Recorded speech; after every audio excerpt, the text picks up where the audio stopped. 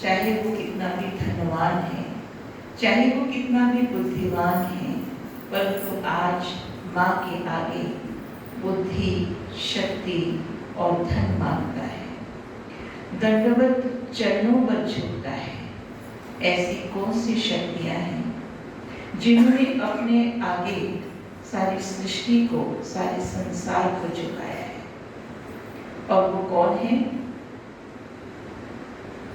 वो हम सब शिव शक्तियां, जगत माताएं हैं, जिन्होंने अपने आप को उस परमात्मा शिव पर समर्पण कर दिया।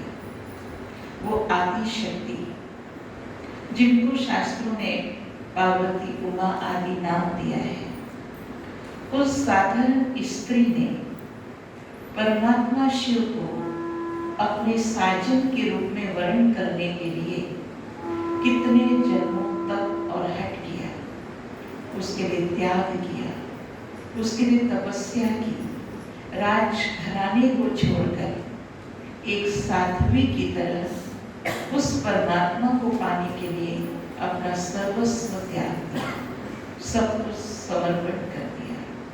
और उसकी तपस्या के आगे परमात्मा शिव स्वयं बलिहार हो गए।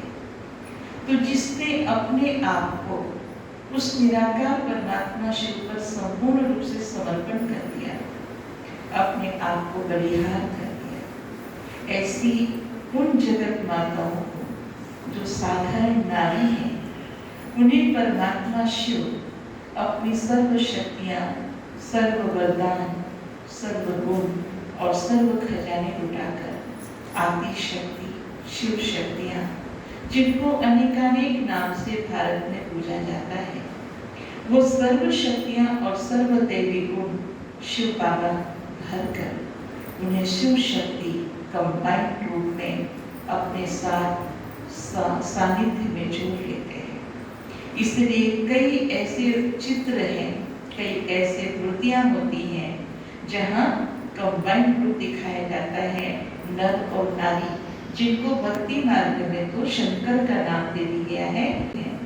जब वो शक्ति परमात्मा शिव से योग जोड़ती है तो वो सर्व अष्ट शक्तियाँ, जिसे अष्टभुजा के रूप में उसे दिखा देते हैं, और वो अष्टभुजा परमात्मा द्वारा मिलित हुए वो अष्ट शक्तियाँ हैं, जिनके अंदर सर्व शक्तियाँ निहित हैं, जिनमें वो सर्व शक्तियाँ समाई हुई हैं, और उसी अष्ट शक्ति को अष्टभुजा के रूप में दिखा दिया गया है।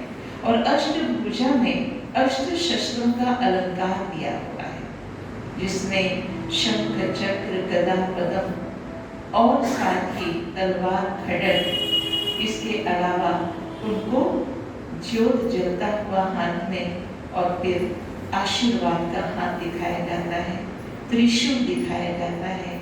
ये सारी शक्तियों रूपी शस्त्र हैं जो परमात्मा प्रदत्त हैं। और इन्हीं शक्तियों को जब वही नारी शक्ति स्वयं में धारण कर लेती है तो वो सहन करने की शक्ति उसे अचल अटूट स्थिर बना देती है। और जब वो भगवान पर समर्पण हो जाती है तो उसके चरणों में सारा संसार समर्पण हो जाता है। इसलिए हमेशा शिव के आगे और देवियों के आगे बलि चढ़ाता हुआ दिखाया जाता है, और किसी के आगे बलि नहीं चढ़ाते हैं, शक्तियों के आगे बलि चढ़ाई जाती है। और वो शक्तियाँ जिन्होंने अनेक आसुरी शक्तियों का संहार किया, कितने सारे नाम रोचक कथाओं के रूप में शास्त्रों में है, तो चाहे उनके आगे जब वो शिव शक्ति बन जाती है तो वो साधारण कन्या, वो साधारण माताएं, वो दिव्यता, वो पवित्रता, वो सर्वशक्तियों से आवृत हो जाती हैं। चाहे कितने भी आसुरी वृत्ति या संस्कार कड़े हों, ऐसे मनुष्य आत्माएं भी उनके चरणों में झुक जाते हैं। लेकिन वो साधारण देवियां हैं, जिन साधारण रूप में हैं, जिनको संसार नहीं पहचानता, जो शंख की ज्ञान की शंख ध्वनि करती है, जो स्वदर्शन चक्र द्वारा अपने अंदर के आसुरी संस्कारों और विकारों को नष्ट कर सर्व के आसुरी संस्कारों को समाप्त करने का दिव्य कर्तव्य करती है, जो योग की गदा के द्वारा माया जीत सो जगत जीत बन जाती है, जो कमल पुष्प समान पवित्र और निर्विकारी बन जाती है, जो ज्ञान की तलवार में योग का जौहर भरकर अनेक संस्कारों का गला काट देती है, जो खड्ग के हथियार से दृढ़ता के बल से माया और सूक्ष्म संस्कारों वृत्तियों को नष्ट कर देती है। कहा जाता है देवी ने एक एक करके जिनको परमात्मा शिव से, त्रिदेवों से और सर्व देवताओं से वो शक्तियां और शस्त्र मिले थे, वास्तव में परमात्मा शिव बाबा ब्रह्मा द्वारा सर्व गुणों और सर्व शक्तियों रूपी जो शस्त्र हमको देते हैं, इससे हम आसुरी संस्कार और विकार केवल अपना ही नहीं वरन सारी सृष्टि के आत्माओं के उन संस्कारों और विकारों को नष्ट करने के निमित्त बनते हैं।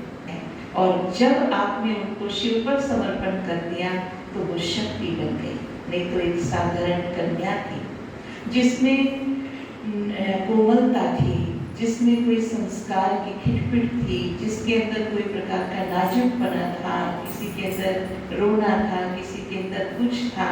लेकिन जैसे वो शिव परमात्मा को समर्पण हो जाती है तो उसको सर्व शक्तियों, सर्व गुणों और सर्व कलाओं से शिव बाबा भरपूर कर देते हैं। जिसे कुछ सोचना भी नहीं आता, जिसे कुछ बोलना भी नहीं आता, जिसे कुछ करना भी ना आता, लेकिन उसने क्या किया है, जीवन को भगवान पर समर्पण किया है। तो ये वही एक कन्या है जिसने 100 ब्राह्मणों को सच्चा पवित्र ब्राह्मण बनाने के निमित्त बनी है। ये वही कन्याएं हैं जो आप सबका 21 कुल का उद्धार करने के निमित्त बनी हुई हैं। इसलिए तो कन्याओं का गायन है जो आजीवन पवित्र है, जन्म ही पवित्रता से बल है और उनकी पवित्रता के कारण ही भगवान उन पर आकर्षित होते हैं। भगवान पवित्र कन्याओं पर बलिहार होते हैं। आप नवरात्रि के पर्व पर आप लोग आज सुबह से, जैसा बड़ी बहन जी ने अभी बताया, एक पूजा अर्चना और उसमें लगे थे। आपका मार्ग बड़ा सात्विक मार्ग है, नैतिक मार्ग है और नैतिक मूल्यों के आधार पर आप समाज को सुसंस्कृत करने का कार्य कर रहे हैं। ईश्वर आपसे इसी रूप में और इसी मार्ग पर चलकर लोगों को सुधारने की प्रेरणा की अपेक्षा करता है और हमारे से, हमको यदि उसने पुलिस वाला बनाया है तो हमसे एक अच्छा पुलिस वाला बनकर समाज के लिए अच्छी ड्यूटी डिस्चार्ज की भी उम्मीद करता है। तो आपके और हमारे मार्ग में थोड़ा अंतर है, पर है हम समाज के उत्थान के कार्य में आप भी लगे हैं, हम भी लगे। पर स्वाभाविक रूप से जिस ढंग का परिवेश होता है, उस परिवेश, उस मार्ग के, उस क्षेत्र के कुछ गुण और गुण तो कम है, वहाँ के अवगुण भी हम में आते हैं कभी कभी। तो जब आप सरीखे लोगों की संगत में आते हैं तो हमको पता लगता है कि नहीं, हमारे में भी कुछ अवगुण है और हमको उन अवगुणों को सुधारना चाहिए। तो आज आपने एक अच्छा सौभाग्यपूर्ण अवसर दिया हमको, एक आत्मचिंतन का, ऐसी उपस्थिति से एक आत्मचिंतन की भी, जिसको बोलते हैं सोच विकसित होती है। हम भी जब रात में आज सोएंगे तो हम भी ये सोचेंगे। हम अपने साधु सन्यासियों को देखते हैं तब सोचते हैं कि एक मानव जीवन हम लोगों का है, एक मानव जीवन वो चोर उचक्कों का है और एक मानव जीवन इन साध्वियों का है, इन त्यागी तपस्वियों का है। जीवन सबका एक है, सबकी आवश्यकताएं, भोजन पानी सब कुछ है, पर कितने त्याग, संयम और तप से आदमी अपने इस मानव जीवन को सफल बना रहा है। मैं आप सब लोगों के लिए अपनी शुभकामना देता हूँ। आप इस मार्ग पर चलकर समाज को और सुसंस्कृत करें। जो प्रजापिता और परमात्मा और ब्रह्मा और शिव भगवान की जो अपेक्षाएं हैं समाज से, उनको पूरा करने में आप बिल्कुल एक अच्छे माध्यम बने और हम लोगों के लिए भी माध्यम बने कि हम भी आप लोगों के बताए मार्ग पर चलकर समाज के प्रति कल्याण कर सके। आज आपने मुझे बुलाया, सम्मान दिया, बोलने का अवसर दिया, तो सबके लिए मैं आप सबका बहुत बहुत धन्यवाद देता हूँ, आभार व्यक्त करता हूँ और पुनः सादर नमन करता हूँ। धन्यवाद। सन 2011 में ईश्वरीय ज्ञान मिला। सबसे पहले घर में माँ को ज्ञान मिला, फिर माँ ने धीरे धीरे सबको ले जाया, सेंटर ले गई। हम दोनों बहनों को ले जाती थी। गुरुवार के दिन, हर गुरुवार के दिन जाते थे। भोग मिलता था तो जाते थे सेंटर। फिर धीरे धीरे करके रोज जाने लगे और ऐसे करके फिर बाबा अच्छा लगने लगा धीरे धीरे। लेकिन ये लक्ष्य नहीं था कि हमें सेंटर पे रहना है, शुरू से ही लक्ष्य नहीं था। पर बाबा अच्छा लगता था, मुरली अच्छी लगती थी, घर पे सुनते थे, गीता पाठशाला थी मोहल्ले में तो वहाँ सुनने जाते थे। सेंटर पे रोज नहीं आते थे, लेकिन बहन जी ने बहुत फोर्स किया, बहुत ज़्यादा बाबा के लिए। एक कहते हैं कि तुम ही भगवान की वो बच्ची हो, तुम्हें ही ज्ञान सुनाना है, विश्व कल्याणकारी हो। बहुत प्रोत्साहन जो मिला वो बहन जी से बहुत ज़्यादा प्रोत्साहन मिला। कहते हैं ना उमा देवी उमंग उत्साह की देवी, तो बहन जी वही उमा देवी हैं, सबका उमंग उत्साह बढ़ाने वाली। तो हमारा उमंग उत्साह जो ज्ञान में बढ़ा है वो बहन जी ने बहुत उमंग उत्साह बढ़ाया। जैसे सेंटर पे रहना है तो शुरुआत तो हमने आम गाँव से रहकर शुरू की थी, फिर धीरे धीरे सभी सेंटरों में रहे थोड़े थोड़े दिन, फिर नरसिंहपुर में भी रहे। लेकिन जो प्राप्ति हुई वो इतनी प्राप्तियां हैं कि उन शब्दों में बयान नहीं कर सकते। हर सेंटर में जहाँ भी रहे, जो जो बहन जियों के साथ रहे, सब बहन जियों से बहुत स्नेह मिला, बहुत प्यार मिला, कोई ना कोई सीख सब बहन जियों के द्वारा मिली। कोई बहन जी ऐसी नहीं मिली जो हमें कुछ सिखाए ना, जो दीदियों के साथ रहे, यहाँ भी रहे, करेली में भी रहे, लेकिन जो ज्ञान में ब्रह्मा कुमारी जीवन, समर्पित जीवन का जो लक्ष्य था वो हमारा नहीं था। हमारा लक्ष्य था कि हमें नौकरी करना है, पर बाबा कहते हैं ना मुरली में कि कन्याओं के लिए नौकरी की टोकरी नहीं उठानी है। तो फिर भी सोचते थे कि घर में मम्मी पापा का सहयोग करेंगे। हम दोनों बहनें लौकिक में, भाई नहीं है, तो सोचते थे कि सहयोगी बनेंगे मम्मी पापा के, तो नौकरी करेंगे और बाबा की सेवा भी करेंगे, तन से मन से धन से भी करेंगे। पर बहन जी ने फिर बहुत समझाया कि नहीं, बाबा को तो कुमारी जीवन ही पसंद है और कुमारी ही पसंद है, कुमारी समर्पित कुमारी ही बाबा को पसंद है। समर्पित होना ही हमारा सबसे बड़ी सेवा है। बाबा कन्याओं का धन नहीं चाहते। तो इस तरह से बहन जी ने बहुत आगे बढ़ाया और हम फिर समर्पित हुए। ओम शांति। ओम शांति। पहले तो मैं बाबा का बहुत बहुत धन्यवाद करूँगी और हमारी बड़ी दीदियों का, कि बाबा ने, मैं तो अपने भाग्य को बहुत बहुत ऊंचा समझती हूँ कि बाबा ने मुझे अपना बनाया। आप सब भी जानते हैं, कहते हैं ब्रह्मा भोजन में बहुत ताकत होती है, बाबा के भोग में बहुत ताकत होती है।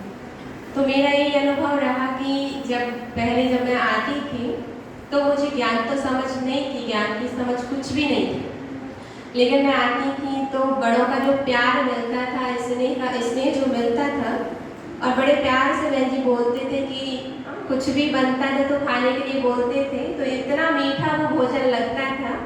और उस भोग ने इतना परिवर्तन कर दिया कि कैसे हम बाबा के बनने में कुछ भी समझ में नहीं आया, और जो कुछ भी नहीं आता था, लेकिन बाबा जो, बस यही अनुभव होता है कि बाबा को जो कराना है वो कलाएं बाबा अपने आप भर देता है।